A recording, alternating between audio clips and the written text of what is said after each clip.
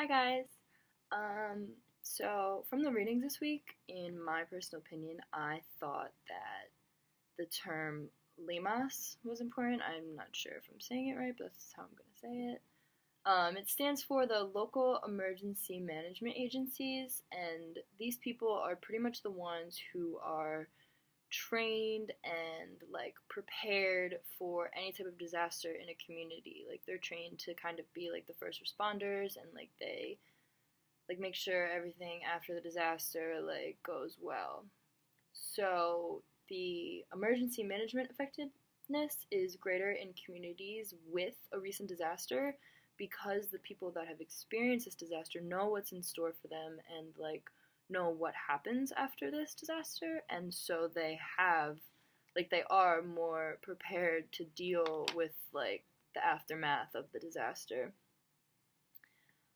Some communities don't even have the limas because of underfunding, or if they do have it, it's pretty underdeveloped because they don't really put much importance on it because they think that there are more important things to deal with than preparing for disaster that might never come, because some communities don't really ever experience disaster because of many different things, including like where the community is located.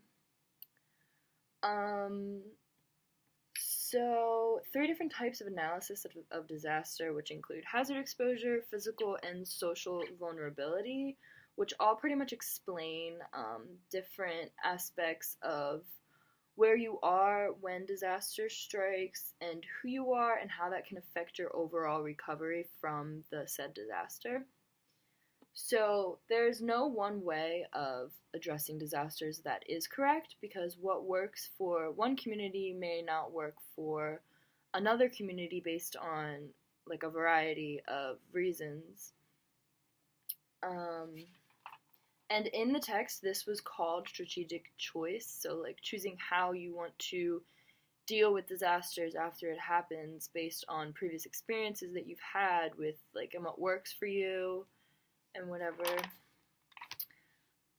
So in the first article, it pretty much discussed social vulnerability being the product of social inequality and like place inequality.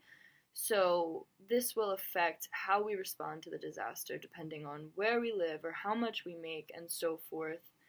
And this really connects to the second article, which discusses how women and people of color have heightened exposure to disasters because of gender inequality and social roles and poverty, and being more exposed to risks because of where they live. Like in the text, they talked about trailers being really unstable compared to homes in like the wake of a tornado, or like locations of where you live is all affected by how much money you make. So how much money you make is like what kind of house you can buy and stuff like that. So that like directly relates to like exposures to disasters.